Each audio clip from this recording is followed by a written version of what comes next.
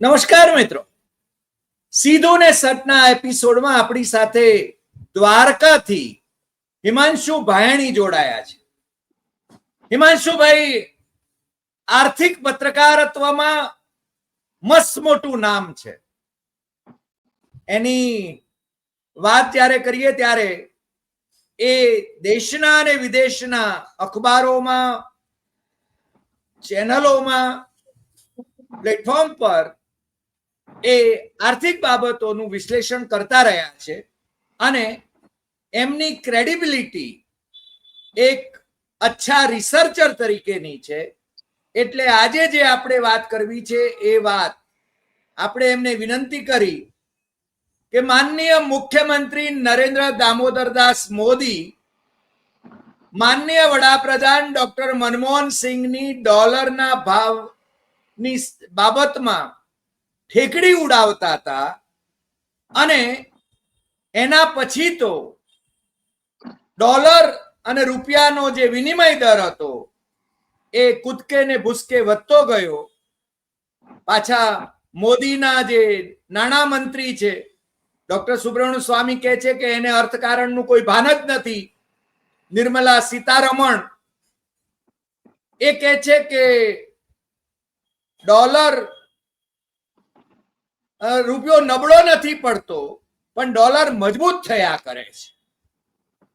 હવે મજાની વાત એ છે કે સામાન્ય રીતે આજે આમ તો હિમાંશુભાઈ આપણને કહેશે કે આજે ડોલર અને રૂપિયાનો વિનિમય દર કેટલો છે, પરંતુ ભારતના એક્સપોર્ટર્સ એવું ઈચ્છે છે કે $1 નો ભાવ એ 103 રૂપિયા થઈ જાય. અને આ સમાચાર જો કોઈ આપ્યા હોય તો એ મોદી નિષ્ઠ ગૌતમ અદાણીની ચેનલ એનડીટીવી પર આવ્યા છે. એટલે એ સરકારી માધ્યમથી પ્રેરિત હોય એવું ન માનવાને કોઈ કારણ નથી. પરંતુ હિમાંશુભાઈ આપણી સાથે જોડાય અને હિમાંશુભાઈ આપનું સીધું ને સટમાં સ્વાગત છે. આપ આના વિશે જરા ફોડ પાડીને મારા ઉત્તર ગુજરાતના ગામડાથી માંડીને, દ્વારકાની આજુબાજુના ગામડાઓથી માંડીને, દક્ષિણ ગુજરાતના નવસારીના ગામડાઓથી માંડીને, વડોદરા અને છોટાઉદેપુરના ગામડાઓથી માંડીને બધા જે લોકોને સમજાય એવી ભાષામાં, સરળ ભાષામાં, કારણ કે આપ પણ અર્થશાસ્ત્ર ભણ્યા છો, હું પણ અર્થશાસ્ત્ર ભણ્યો છું, પરંતુ આપણે અર્થશાસ્ત્રની ટર્મિનોલોજી ને બદલે સરળ ભાષામાં આપણા દર્શકોને આપણે સમજાવવું છે કે આ ખેલ શું છે. હિમાંશુભાઈ. નમસ્કાર સીધું ને સટના દર્શકોને, આપને, આપની ટીમને, સૌ કોઈને જે કોઈ આ કાર્યક્રમ જોઈ રહ્યું છે સૌ કોઈને નમસ્કાર. તમે બહુ સરસ રીતે આખી પૂર્વ ભૂમિકા બાંધી છે સાહેબ, કે ભાઈ ડોલરની સામે રૂપિયો જે રીતના ધસાઈ રહ્યો છે અને જે સમયે એક સમયે એમ કે ભાઈ એવું કહેવામાં આવતું કે ભાઈ ડોલરની ઉંમર એમ કે પ્રધાનમંત્રીની ઉંમર સાથે જોડી, જે તે સમયે સ્વર્ગીય પ્રધાનમંત્રી ડોક્ટર મનમોહન સિંહ હતા એમની ઉંમર સાથે જોડી નાખી એની વાતને મૂકવામાં આવતી. પણ ત્યારે જે ડોલરની જે પરિસ્થિતિ હતી, જે પીક ઓઇલની જે પરિસ્થિતિ 2011-2012માં $112 પ્રતિ બેરલનું ઓઇલ હતું અને ત્યારે લગભગ 58 રૂપિયાની આસપાસ રૂપિયો હતો. આજે એ રૂપિયો આમ તમે જોવા જાઓ 78 ની આસપાસ હતો, સોરી, અને આજે એ રૂપિયો ટૂંકમાં 70 ની આસપાસ હતો. છતાં હું એક વખત એક રેફરન્સ લઈ લઉં છું એટલે જેથી કરીને એમાં આપણે ખોટા ન પડીએ. હા, ડોલરની સામે, ડોલરની સામે રૂપિયાની જો આપણે વાત કરીએ તો એમાં એક રેફરન્સ ખાલી આપણે લઈ લઈએ એટલે લોકોને ખ્યાલ આવે કે ભાઈ આખું કારણ કે જે ફ્યુલનો પ્રોગ્રામ આપણે કર્યો ને ત્યારે એમાં ડોલર આખો આપણે સ્ટડી કર્યો હતો કે ડોલરની કઈ પરિસ્થિતિ કયા વર્ષોમાં કેવી રીતના હતી. એટલે એ એક આપણે આખું ડોલરનો જે પ્રાઇસિંગ છે ને એ જોઈ લઈએ એટલે જેથી કરીને આપણને ખ્યાલ આવે કે એમાં ક્યાંય આપણે ખોટા ના પડીએ. કારણ કે આજકાલ પછી ટ્રોલ આર્મી ને બધા તરત એમ કે છે કે આ ભાઈને ખબર નથી ને આમ છે ને તેમ છે ને, એટલે આપણે બહુ સ્પેસિફિક રેફરન્સ જ લઈ લઈએ કે ડોલર ક્યારે ક્યાં હતો. ડોલર જો જોવા જઈએ આપણે તો રફલી તમે એમ માનો કે ડોલર છે ને એ સમય દરમિયાન એટલે આપણે 93 થી એકચ્યુઅલી ડેટા લીધો હોય છે હંમેશા, કારણ કે 93 લિબરલાઇઝેશનનો પીરિયડ છે. મિશ્ર સરકારો હતી, ત્યારબાદ એનડીએ ની સરકાર ટેકાવાળી આવી હતી, ત્યારબાદ પાછી યુપીએ ની સરકાર ટેકાવાળી આવી હતી, ત્યાર પછી હવે એનડીએ ની ક્લિયર ગવર્નમેન્ટ છે. એટલે 10-10 વર્ષના સ્પાનમાં આપણે લઈએ તો 1993 રૂપિયો $30 જે છે, ડોલરની સામે રૂપિયો 30 રૂપિયા ને 49 રૂપિયા, જ્યારે ડોક્ટર મનમોહન સિંઘે લિબરલાઇઝેશનની જે વાત, ઉદારીકરણની વાત કરી હતી, ત્યારે 10 વર્ષના સ્પાનમાં આપણે લઈએ તો 2003 એ રૂપિયો 45.85, એટલે ઓલમોસ્ટ 15 રૂપિયા, 50% ડેપ્રિશિએટ થયો હતો. અને 2013 જો આપણે જોઈએ તો 2013 એટલે છેલ્લો સમયકાળ આ સરકારનો, આઈ મીન યુપીએ સરકારનો, તો 2013 58 રૂપિયા ને 60 પૈસા હતો. 2023 એ પહોંચી ગયો 82.73, અને આજે રમી રહ્યો છે 88, એટલે ગઈકાલનો ક્લોઝિંગ છે 88.21 નો છે. એટલે હાલનો લાઈવ પ્રાઇસ જો હું સ્ટડી કરું તો લાઈવ ડોલર અત્યારે હું લઉં તો યુએસડી વર્સિસ ઇન્ડિયન રૂપી કરું તો ઈ ભાવ આવે છે લગભગ 88.06. જી હવે આમાં જે વધતો ડોલર હોય ને, એમાં સમજવા જેવી વસ્તુ જે લોકોને નથી ઓલી થતી કે ભાઈ આમાં ડોલર વધે એમાં આપણે શું ફેર પડે એમ. પણ ડોલર વધવાથી સૌથી મોટી પરિસ્થિતિ આપણા અર્થશાસ્ત્ર ઉપર, આપણા અર્થતંત્ર ઉપર એની અસર થાય છે.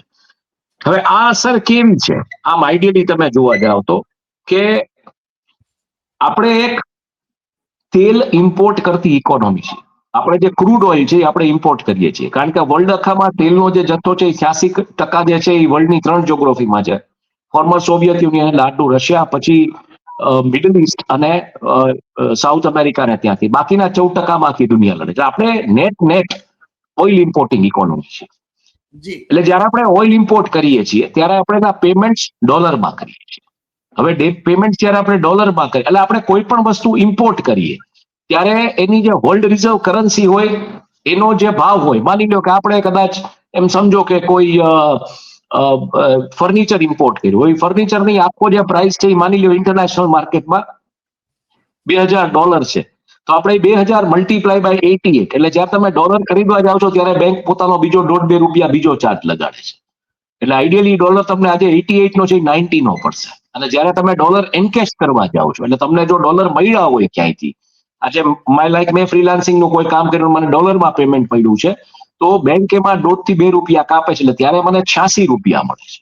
એટલે મેં એક એક્સપોર્ટ કર્યું આમ તમે જોવા જાવ તો, અને એની સામેની જે બેંકની ફીસ ને ચાર્જ હોય છે એ રીતના પડે છે. હવે આ પરિસ્થિતિમાં તમે સ્ટડી કરો તો આપણે નેટ ઓઇલ ઇમ્પોર્ટર છીએ. એટલે નેટ જયારે આપણે ઓઇલ ઇમ્પોર્ટર છીએ ત્યારે આપણે આપણી કરન્સી એટલી પ્રિન્ટ કરીને સામે આપવી પડે છે. એટલે એક જમાનામાં જે મેં ભાવ આપ્યો 58 ને 60 2013 નો, આજે પહોંચી ગયો છે 88, એટલે આપણે 30 રૂપિયા ડોલરે વધારે પ્રિન્ટ કરવા પડે છે આઈડિયલી તમે જોવા જાવ તો. એટલે ઈ શું કરે છે, બે વસ્તુ થાય છે. એક તો આપણું જે ઓઇલ આવે છે એ મોંઘું આવે છે, ડોલરને કારણે પણ મોંઘું આવે છે. અને બીજું કે જ્યારે આપણે રૂપિયા વધારે પ્રિન્ટ કરીએ છીએ તો ફુગાવાનો દર, એટલે ઇન્ફ્લેશનનો જે પોર્શન છે એ પણ વધે છે. અને ઓવરઓલ તમે જોવા જાવ તો ખાસ કરીને ઓઇલ એન્ડ ગેસ અને ફૂડ અને બેવરેજીસ આ સેગમેન્ટમાં આની ઇમ્પેક્ટ બહુ મોટી જોવા મળે છે આપણને, જ્યાં જ્યાં આપણે ઇમ્પોર્ટ કરતા હોઈએ છીએ એમાં. ટુરિઝમ અને રેમિટન્સ આમ જોવા જાવ તો ટુરિઝમ જે રીતના સરકાર વધારવાની વાત કરી છે એનું મુખ્ય કારણ એ જ છે કે ટુરિઝમ વધે અને ત્યાંના લોકો આવીને ડોલર એનકેશ કરે તો એ રીતનું આપણે ડોલરનું એક ફોરેક્સ રિઝર્વ જે આપણું છે એ વધે. એટલે ફોરેક્સ રિઝર્વ છે એક પ્રકારનું આપણું સોવરિન રેટિંગ, એટલે જ્યારે કન્ટ્રીની જેને કહી શકો તમે કે કોઈ પણ માણસની શાખ આપણે માપવી હોય, આપણે દીકરી દેવા જઈએ તો શું જોઈએ કે ભાઈ ખેતર કેવું છે, ઘરના પરિવારના લોકો કઈ રીતે છે, કઈ રીતની અસ્કયામતો છે કુટુંબમાં, દીકરી ભૂખે નહીં મરે એ આપણે જોઈએ. એટલે જ્યારે કોઈ પણ વિદેશી નિવેશકાર અહીંયા આવે છે કે કોઈ પણ આવે છે તો એ બધા પેરામીટર જોવે છે કે કન્ટ્રીનું સોવરિન રેટિંગ શું છે. દેવાળિયા તો નથી ને સરકાર બેઝિકલી, અને ન્યા એમ કે ગયા પછી આપણે લેવા કરતા દેવાના વધારે આવે એવું તો નથી થતું ને. એટલે આ બેઝિકલી તમે જોવા જાઓ તો તમે જેમ કીધું કે મારા ગામડાના લોકોને સમજાય તો એ ભાષામાં હું કહું છું કે દીકરી દેવા જાય ત્યારે સામેવાળા કુટુંબમાં આપણે કડ જોઈએ, એમ અહીંયા કડ જોવા માટે આપણી પાસે સોવરિન રેટિંગ, એટલે એમાં એક આપણો ફોરેક્સનો બહુ મોટો હિસ્સો હોય છે કે આપણી પાસે ફોરેક્સ કેટલું છે. બીજા નંબરમાં આપણી પાસે ગોલ્ડ રિઝર્વ કેટલું છે. એટલે ગોલ્ડ આપણે ઇમ્પોર્ટ કરીએ છીએ, આપણે બનાવતા નથી. ભલે KGF નામની ફિલ્મ આવી ને એમાં દેખાડ્યું કે આટલું સોનું ને બધું, કોલાર ગોલ્ડ ફિલ્ડ છે બધું, પણ એવું છે નહીં એકચ્યુઅલી. એટલે આપણે ગોલ્ડ ઇમ્પોર્ટ કરીએ છીએ. એટલે તેલ આપણે ઇમ્પોર્ટ કરીએ છીએ, અર્થતંત્ર સારી એવી દિશામાં પ્રગતિ કરતું હોય, આપણી પાસે ફોરેક્સ રિઝર્વ સારું હોય, આપણી પાસે રૂપિયા સારા આવ્યા હોય, જે કામ કર્યું એમાં સરપ્લસ હોય આપણે, તો આપણે એ રૂપિયામાંથી ગોલ્ડ લઈએ છીએ, કારણ કે આપણી શાખ વધેલી રહે, આપણું સોવરિન રેટિંગ વધેલી રહે, જેથી કરીને ફોરેન ઇન્વેસ્ટર્સ એટલે આપણી દીકરીને પરણવા આવનારા લોકો આપણા કુટુંબમાં આવે જમાઈ તરીકે, ને પછી અહીંયા એને આપણે જે કાંઈ આગતા સ્વાગતા કરવાની છે એ કરીએ, લાલ જાજમ પાથરી એને ધંધો કરવા દે, જે કાંઈ છે. હવે આમાં ડોલરમાં પરિસ્થિતિ થાય છે કે ગોલ્ડ તમારે ઇમ્પોર્ટ કરવું પડે, એટલે ગોલ્ડ ઇમ્પોર્ટ કરવા માટે તમારે ડોલર પાછો ઇમ્પોર્ટ કરવો પડે છે, એટલે કરન્સી એ તમે ઇમ્પોર્ટ કરો છો. એટલે જ્યારે કરન્સી ઘસાતી હોય છે ત્યારે બે વર્ગને ફાયદો છે. એ ક્યાં બે વર્ગ છે? એક છે જે એક્સપોર્ટ, જે અહીંથી એક્સપોર્ટ કરે છે એને ફાયદો છે. એટલે માની લ્યો કે 58 વાળો જે ડોલર હતો, 58-60 વાળો 2013માં, ઈ જયારે એક્સપોર્ટ કોઈ કરતું હતું ને એમાં 1.5-2 રૂપિયા કમાતા હોય તો એ તમને 56 રૂપિયા મળતા હતા, જ્યારે આજે 86 રૂપિયા મળે છે. બરાબર છે. પણ ઈ ડોલર જે વધેલો છે અથવા ઈ જે ઓઇલના પ્રાઇસ વધેલા છે એને કારણે તમારી ઇનપુટ કોસ્ટ પણ વધી જાય છે, અને એને કારણે મોંઘવારી, અને એને કારણે જે વાત આવી રહી છે કે જોબ ક્રિએશનની જે વાત છે, જોબ ક્રિએશન ક્યાંક નથી થઈ શકતું.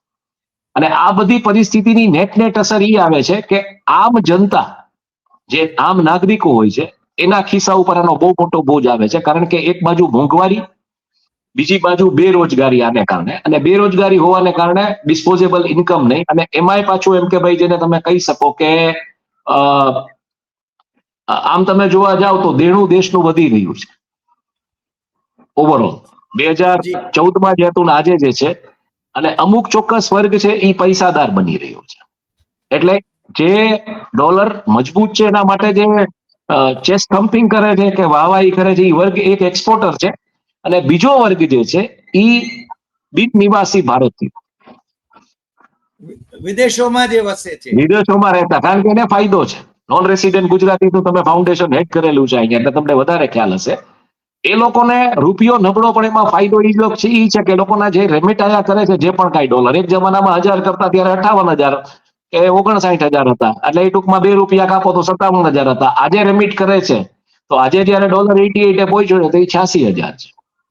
એના કુટુંબને સીધી આવક વધી ગઈ છે. એટલે ઈ વર્ગ જે છે, એટલે જ જે આખું સમજવું પડે ગણિત, કે બીજેપી હંમેશા એમ કહે છે કે અમારી અર્બન વોટ બેંક ઉપર અમે આધારિત છીએ. તો આજે અર્બન વોટ બેંકમાં દર 10 ઘરે તમે જોવા જાઓ તો 5 થી 7 ઘર એવા છે જેમાં લોકો વિદેશમાં બેસી ગયા છે, જેનું ટૂંકમાં એક એવું એક સ્તર છે.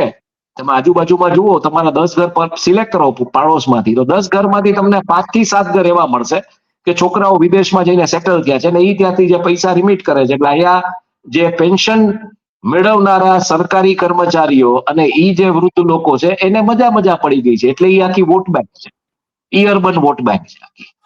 અને એના સિવાય આપણી ચેનલના આ એપિસોડ વિદેશમાં પણ જોવાય છે, યુરોપમાં, અમેરિકામાં, ઓસ્ટ્રેલિયામાં, જાપાનમાં અને બીજા એવા દેશો જેના નામ પણ નથી સાંભળ્યા આપણે, એવા દેશોમાં પણ. એટલે તમે જે વાત કરી રહ્યા છો એ લોકોને પણ અસર કરી રહી છે. બિલકુલ, એટલે એને ફાયદો છે જ્યારે ડોલર ઊંચો જાય અથવા કોઈ પણ વર્લ્ડ રિઝર્વ કરન્સી, અને જ્યારે એની સામેની કોઈ કરન્સી નબળી પડે તો એ જે તે રાષ્ટ્રના જે તે લોકો ઇન્ડિયા બહાર વસતા હોય એનો ફાયદો છે. એટલે એ લોકો, એટલે તમને આ જે આખો જે હુજુમ જોવા મળે છે ને બધે વિદેશ યાત્રાઓમાં, કે બધા રોતા હોય છે ને જે ટૂંકમાં એમ કે ભાઈ આ તો ભગવાન છે ને આ છે, એનું કારણ આ છે કે ડોલર ડેપ્રિશિએટ થઈ, ડોલરની સામે રૂપિયો જે છે, રૂપિયો ઘસાઈ રહ્યો છે, અને એ લોકોને ફાયદો છે. એટલે આ રૂપિયો ઘસાતો એ રાષ્ટ્રવાદ કેવો છે એ મને સમજાતો નથી, એનાથી એક વર્ગ ખુશ કેવી રીતના થઈ શકે એ મને સમજાતું નથી. એને ટૂંકમાં અલ્ટિમેટલી આપણો રાષ્ટ્રવાદ એવો છે કે આપણા ખિસ્સામાં શું આવે છે. જો આ રાષ્ટ્રવાદ હોય તો મારી દ્રષ્ટિએ આ રાષ્ટ્રવાદ ખોટો છે, કારણ કે આ રાષ્ટ્રને નુકસાન કરતો રાષ્ટ્રવાદ છે. નાણાકીય રીતે રાષ્ટ્રને નુકસાન કરતો આ રાષ્ટ્રવાદ છે. બીજી તરફ આપણે જોઈએ તો સરકાર જે પ્રયાસો કરી રહી છે ટુરિઝમ વધારવાના ને જે બધા, એના કારણો આ છે કે ભાઈ ટુરિઝમ વધે તો રેમિટન્સ વધે, પણ ટુરિઝમ અત્યારે શું થયું છે કે જે ફોરેન ટુરિસ્ટ આવવા જોઈએ જે રીતના, એ જે ફ્લો વધવો જોઈએ, થોડોક ડેટા સારો આવ્યો ને પછી અત્યારે હવે બેઝિકલી પાછું જે ઓલું રિવેન્જ સ્પેન્ડિંગ હતું કોવિડ પછીનું, 2019 પછી 2021 પછીનું, એ રિવેન્જ સ્પેન્ડિંગ હવે ધીરે ધીરે ઘટી રહ્યું છે. એટલે હું દ્વારકામાં છું, દ્વારકામાં 10,000 રૂમની હોટેલ ઇન્વેન્ટરી છે, ઇવન ડોમેસ્ટિક સ્પેન્ડિંગ એ નથી. એટલે પરિસ્થિતિ ઈ છે કે છેલ્લા તહેવારના થોડા દિવસો ગયા જન્માષ્ટમીના બધા, પણ ઈ જોઈ એવા નથી ગયા. નફામાં નુકસાની કરી રહ્યા છે લોકો, જી ખાસ કરીને હોટેલ ઇન્ડસ્ટ્રી કે આ બધી. અને હોટેલ ઇન્ડસ્ટ્રી આધારિત જે ઇન્ડસ્ટ્રી હોય એમાં મુખ્યત્વે લોકો શોપિંગ નથી કરતા. આ સમજવા જેવો મુદ્દો છે હરિભાઈ. લોકો ખાલી એના બેઝિક ખાવા પીવા ઉપર કે ટ્રાન્સપોર્ટેશન ઉપર એને પૈસા ખર્ચવા પડે છે, ઈ જ ખર્ચે છે. ઈ કોસ્ટ એ બહુ મોટી છે. એટલે તમારે અહીંથી માની લો કે નાગેશ્વર, અહીંથી 21 કિલોમીટર નાગેશ્વર છે, તો નાગેશ્વર દર્શન કરવા જવું છે તો રિક્ષા તમે હાયર કરો તો 1500 રૂપિયા લે છે રિક્ષા. 1000 થી 1500 રૂપિયા લે છે રિક્ષા. એટલે તમે એ વિચાર કરો કે હોલ્ટ ત્યાં હોય 21 કિલોમીટર ને પાછું આવવાનું હોય, એટલે આવા જવાનું થાય ને 42 કિલોમીટર. તો આ લેવલના ભાવ છે. એટલે એમાં લોકો ટ્રાન્સપોર્ટેશનમાં ને સ્ટેમાં ને ફૂડમાં આનાથી વધારે સ્પેન્ડ નથી કરી શકતા. બીજી આપણે વાત કરીએ તો ડેટ હેવી ઇન્ડસ્ટ્રીઝ જેટલી છે, એટલે ખાસ કરીને જે હાઈ સર્વિસિંગ કોસ્ટ છે, જ્યાં જે મોટી મોટી કંપનીઓ વિદેશથી જયારે નાણું લઈ આવે છે, તો ઈ નાણાં માટે એને ટૂંકમાં એવડા રૂપિયા સ્પેન્ડ કરવા પડે છે. એટલે ક્યાંક ને ક્યાંક એ બધી કાપ ક્યાં લઈ આવશે, તો એ કાપ જોબ્સમાં લઈ આવશે. પોતાનું ઓવરઓલ કોસ્ટ કટિંગ નહીં કરી શકે. અને સૌથી મોટો જે અત્યારે ફેક્ટર ને પોર્શન થઈ ગયો છે કોઈ પણ ઇન્ડસ્ટ્રીના સ્પેન્ડિંગમાં, એ ટેકનોલોજી છે. ખાસ કરીને ક્લાઉડ કમ્પ્યુટિંગ છે, ઇન્ટરનેટ ઓફ થિંગ્સ છે, કે આ બધી જે વસ્તુઓ છે, લાયસન્સ સોફ્ટવેર છે, એના તમારે જે પૈસા આપવા પડે છે ડોલર્સમાં, એ મોટા છે. અને એ કોઈ એક વિન્ડોઝ નો સોફ્ટવેર નથી જે તમારા લેપટોપમાં તમે નાખી દેજો. એ બધા સોફ્ટવેર એવા હોય, આખી ઓટોમેશન, આખી પ્રોસેસીસ, અને એની licence fee year to year જબરદસ્ત હોય છે. એટલે એના રિન્યુ કરવાની કોસ્ટ એવડી જ હોય છે. એટલે ઈ કોસ્ટ તમારી જયારે ડોલરમાં તમે પે કરો છો, ભલે તમે રૂપિયામાં કન્વર્ટ કરીને પે કરો, પણ ઈ કોસ્ટ વધી ગઈ છે. રાઈટ? અને આ બધાની અસર ઓવરઓલ તમને ક્યાં જોવા મળે, તો આની ઓવરઓલ અસર તમને જોવા મળે સ્ટોક માર્કેટ. કારણ કે જે FII છે, ફોરેન ઇન્સ્ટિટ્યુશનલ ઇન્વેસ્ટર્સ છે, ઈ જયારે જેને કહી શકો તમે કે ડોલર કે રૂપિયો ઘસાતો હોય ત્યારે જનરલી એક્ઝિટ થવાના મોડમાં આવી જાય. કારણ કે અત્યારે તમે છેલ્લા દિવસોમાં જોયું જે રીતના FII વેચ્યો છે માલ બજારમાં, એ આખો ડેટા આપણે જોઈએ તો બહુ ઇન્ટરેસ્ટિંગ છે. FII જે રીતના બજારમાં માલ વેચ્યો છે, એની સામે DII એટલે ડોમેસ્ટિક ઇન્સ્ટિટ્યુશનલ ઇન્વેસ્ટર્સ એ ઊંચા ભાવની ખરીદી કરી છે. એટલે માની લો કે કોઈ એક કંપનીના શેર છે, એ 700 રૂપિયાના ભાવના FII માર્કેટમાં ફેંકા છે, તો એકચ્યુઅલી 700 રૂપિયા વાળો માલ કોઈ ડોમેસ્ટિક ઇન્સ્ટિટ્યુશનલ ઇન્વેસ્ટરે ખરીદો, અને એટલે બજાર ટકી રહ્યું છે. બાકી FII સતત જો વેચાવલી રાખે એટલે શું થાય કે શેર બજારમાં એ શેર્સનો સપ્લાય વધે ઇન ધ સેન્સ કે કોઈ પણ એક કંપની છે, 1 કરોડ પીસ છે, એની જ આપલે થતી હોય છે. હવે 1 કરોડ પીસમાંથી માની લો કે આ લોકોએ 25 લાખ પીસ સીધા પાછા માર્કેટમાં નાખ્યા, તો ઓબ્વિયસલી શેરનો ભાવ તૂટવાનો છે. એટલે એમાં રોકાણકારોનું ધોવાણ થાય, અથવા તો જે ઇન્ટ્રાડે ટ્રેડર હોય એનું ધોવાણ થાય. જે કન્ડિશનમાં એ લોકો લઈને બેઠા હોય, 9:30 માની લો કે એ લોકો ઈ શેર છે 700 રૂપિયામાં લીધો છે, અને જયારે આ લોકો મારવાનો ચાલુ કરે અને ઈ શેર તૂટીને 695 આવી ગયો, તો માની લો ઓલા 10,000 શેર સપોઝિંગ ઇન્ટ્રાડે વાળા લીધા છે, અને 5 નું નુકસાન, એટલે 50,000 રૂપિયાનું સીધું એને અડધી પોણી કલાકમાં નુકસાન થઈ જાય. અને ઈ રીતના રોકાણકારોને પૈસા ધોવાય. એટલે ઓવરઓલ ડેપ્રિશિએટિંગ રૂપી છે, એની અસર અર્થતંત્રમાં જુદા જુદા સેક્ટર્સમાં જુદી જુદી રીતે છે. આમાં મને એક બીજો પ્રશ્ન પણ થાય છે, જે ટેરિફ 50% ટેરિફ આપણી ઉપર નાખ્યા ટ્રમ્પે, તો એની ઉપર આની અસર શું થાય? બહુ ઇન્ટરેસ્ટિંગ પ્રશ્ન છે તમારો. ટેરિફ વધારે નાખવાથી શું થાય છે કે આપણે એક્સપોર્ટ નથી કરી શકતા. આપણા જે એક્સપોર્ટર્સ છે એના ઓર્ડર્સ કેન્સલ થાય છે, બરાબર છે. એ લોકો નવી માર્કેટ શોધવા જાય. અને આમાં શું થયું છે, બે તરફથી વાર થયો છે. ટેરિફ નાખવામાં આવ્યો છે, અને સામું તમે જોશો તો મોટાભાગના અમુક જે રેટિંગ એજન્સી છે, ક્યાંક રેટિંગ સુધારવાની ઘટાડવાની વાત કરતા હોય છે. અને એને કારણે તમારા સોવરેન રેટિંગમાં જયારે પ્રોબ્લેમ પડે તો તમારો રૂપિયો ઘસાય. એટલે માર બે તરફથી પડ્યો છે. એક્સપોર્ટ્સ અમેરિકામાં આપણે જે કરતા હતા એમાં આપણે સરપ્લસ હતા, ટ્રેડ સરપ્લસ હતા. એટલે આપણે એક્સપોર્ટ વધારે કરતા હતા, ઇમ્પોર્ટ ઓછું કરતા હતા. એટલે આપણી પાસે ડોલરના રિઝર્વ એ રીતના વધારે રહેતા હતા. ઈ ચંક નથી આવવાનો. ઈ માની લો કે 80-40 અબજ ડોલરનો જે ચંક છે એ નથી આવવાનો હવે, કારણ કે એક્સપોર્ટના ઓર્ડર્સ બંધ થયા છે. એટલે આપણી પાસે જે આપણું ફોરેક્સ રિઝર્વ છે એમાં એવડું ગાબડું પડે. જયારે એવડું ગાબડું પડે એટલે ઓબ્વિયસલી રૂપિયો ડેપ્રિશિએટ થવાનો છે. અને રૂપિયો ડેપ્રિશિએટ થાય એટલે પાછું એક્સપોર્ટર્સને મધલાર ટપકે. પણ હવે 50% વાળા ટેરિફમાં તો ઓબ્વિયસલી નવા ઓર્ડર્સ એને મળવાના નથી, એની નવી માર્કેટ ગોતવા જવું પડે. અને ક્યાંક ડોલર સ્ટ્રોંગ થાય, અને ડોલર સ્ટ્રોંગ થાય એ જ એકચ્યુઅલી તમે જોવા જાવ તો ટ્રમ્પની રમત હતી. જે ડી-ડોલરાઇઝેશનની ગેમ ચાલુ થઈ હતી, જે બ્રિક્સમાં એક કરન્સી લોન્ચ કરવાની, ચાઇના, રશિયા અને આ બધી દેશોની જે ધરી ઊભી થઈ હતી એને કારણે. એટલે એમાં આપણે એના ઉપર ચર્ચા કરી, એસસીઓ સમિટ વિશે આપણે ચર્ચા કરી કે એ આખી ધરી ઊભી થઈ અને ક્યાંક ચાઇના જે રીતના ડોલર નબળો પાડવા માંગે છે, ડી-ડોલરાઇઝેશનની રમત રમવા માંગે છે, એમાં પાછું જે ક્રિમ્સની ધરી થઈ છે, China, Russia, Iran, north Korea અને સાઉદી અરેબિયા. એમાં સાઉદી અરેબિયા જોડાણું છે. એટલે જે પેટ્રો ડોલર હતો, પેટ્રોલિયમ પ્રોડક્ટ્સની સામે જે ડોલરનો ટ્રેડ થતો હતો, એ અત્યારે થઈ ગયો છે પેટ્રો યુઆન. એટલે ચાઇનીઝ યુઆનમાં એ ટ્રેડ થાય છે, એ અલાઉડ છે. એટલે યુઆન સામો સ્ટ્રોંગ થતો જાય છે. અને યુઆન જો સ્ટ્રોંગ થાય અને ડોલર ઘટે તો આજે આખી લડાઈ છે એને સમજવા માટે તમે રે ડાલિયો કરીને એક ન્યુયોર્ક સ્ટોક એક્સચેન્જમાં ક્લર્ક હતા અને પછી એમણે ઇકોનોમીને બહુ જબરદસ્ત રીતે સ્ટડી કરી છે. અને એને જે વાત કરી છે હું એક સંક્ષિપ્તમાં રજૂ એટલે કરવા માંગુ છું કે જેથી કરીને તમારા દર્શકો, જે તમે કીધું, દર્શકોને સમજાય. રે ડાલિયો નું રિસર્ચ એવું કહે છે કે દર 200-250 વર્ષે સાયકલ્સ આવે છે ઇકોનોમીની. ઓકે. અને ઈ ઇકોનોમીની જે સાયકલ્સ છે એ કેવી રીતના આવે છે કે કોઈ પણ એક રાષ્ટ્ર છે ને એ બહુ મજબૂત રીતે આગળ વધે. હવે એને બેઝિકલી 4 સાયકલ્સનો ઉલ્લેખ કર્યો છે. એટલે કે 4 સાયકલ્સ આપણા સમયકાળમાં જેને હિસ્ટ્રીને જે રીતના સ્ટડી કરી છે આપણે સમજીએ તો આ 4 સાયકલ્સમાં બેઝિકલી ડચ એટલે હોલેન્ડ, નેધરલેન્ડ, એનો એક રાઇઝ આવ્યો અને ડચ ક્રોનર છે એ વર્લ્ડ કરન્સી બન્યો. હવે એ કેવી રીતના રાઇઝ આવે છે, ફોલ થાય છે, એના ઉપર હું વાત કરું. એટલે આ આખું જે સંલગ્ન જે આપણે ચર્ચાઓ કરે છે એમાં ત્યાંથી કનેક્ટ થઈ જાય. પછી જયારે ડચનો ડાઉનફોલ આવ્યો ત્યારે બ્રિટિશ પાઉન્ડ અને અંગ્રેજોનો સૂર્ય ક્યાંય અસ્ત નતો થતો ઈ કાળ આવ્યો. પછી જયારે વર્લ્ડ વોર 2 પરિસ્થિતિ સર્જાણી અને એમાં જે પરિસ્થિતિઓ સર્જાણી એમાં પછી અમેરિકન્સનો કાળ આવ્યો. અમેરિકન ડોલર મજબૂત થયો અને આજની તારીખે અમેરિકન કરન્સી વર્લ્ડ ઉપર રાજ કરી રહી છે. અને હવે જે 200-250 વર્ષનો જે કાળ હતો એ જે ખતમ થવાના આરે છે, એ કાળ એવો છે કે એમાં ચાઇના રાઇઝ થઈ રહ્યું છે. અને એમાં ચાઇનીઝ કરન્સી છે એ વર્લ્ડ રિઝર્વ બને એવી સંભાવનાઓ જોવાઈ રહી છે. અને આ જે 4 જે દેશોનો જે રાઇઝ ને ફોલ આવ્યાના મુખ્ય કારણો જે રેડ આવ્યો કીધા છે એ બહુ ઇન્ટરેસ્ટિંગ છે સાહેબ, નહીં સમજવા જેવા છે. અર્થશાસ્ત્રને, અર્થતંત્રને સમાજ સાથે કેવી રીતના જોડી શકાય જો સમજવું હોય તો આ વસ્તુ સમજવી પડે.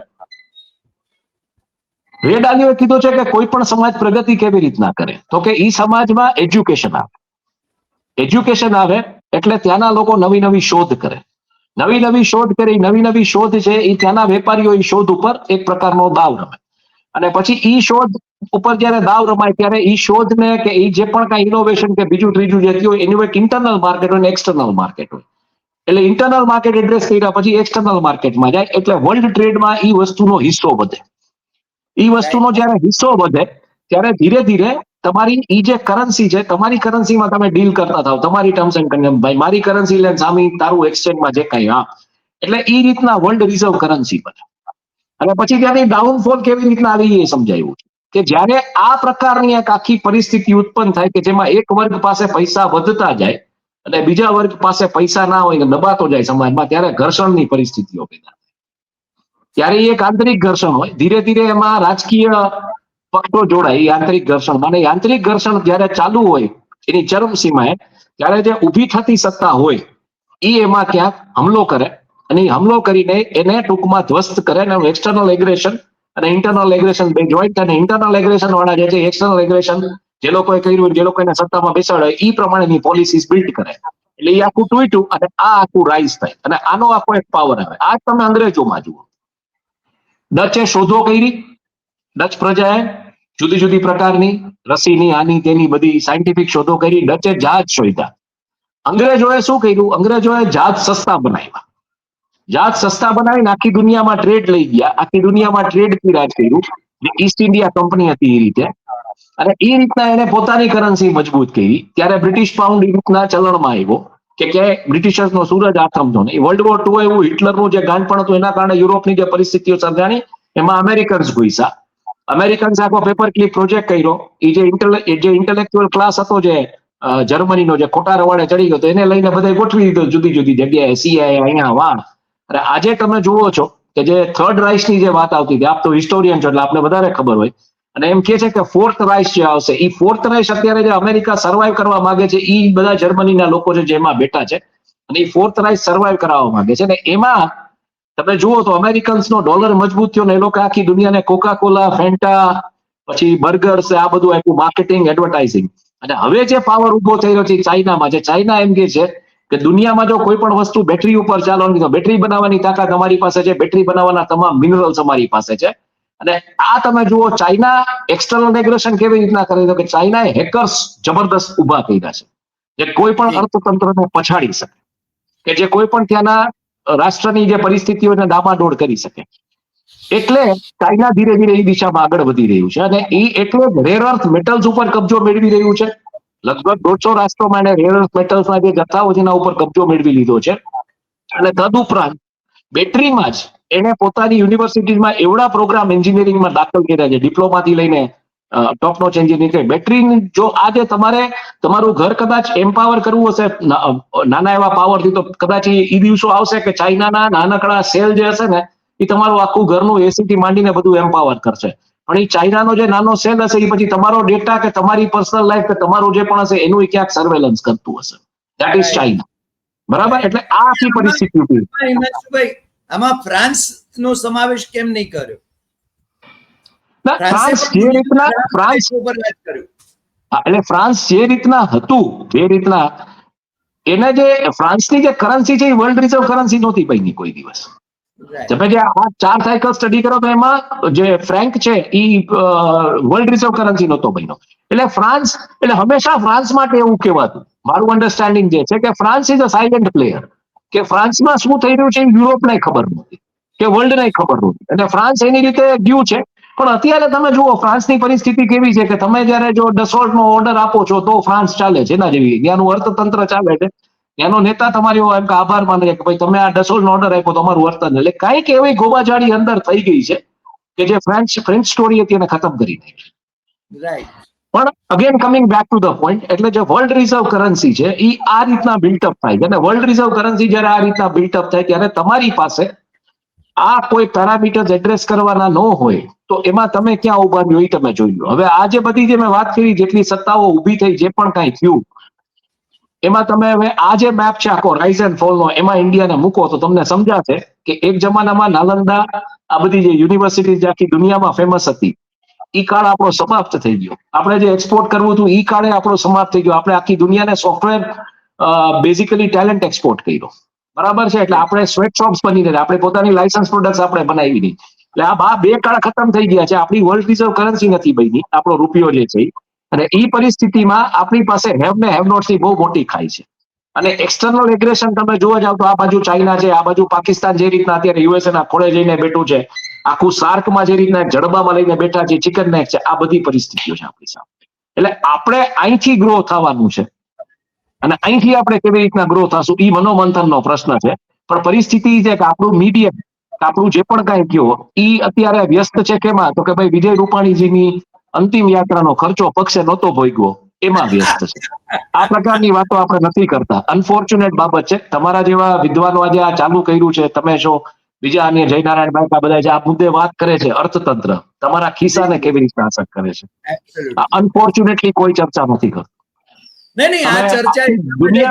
તમે આખી દુનિયામાં જે ઇનોવેશન્સ થઈ રહ્યા છે, હું તો આજે મારું પોતાનું આજે ડેટલાઇન ગુજરાત એનું જે ન્યૂઝલેટર લખું છું એમાં હું આખી દુનિયાના સ્ટોક એક્સચેન્જીસ ઉપર શું થઈ રહ્યું છે એનો ચિતાર આપું છું.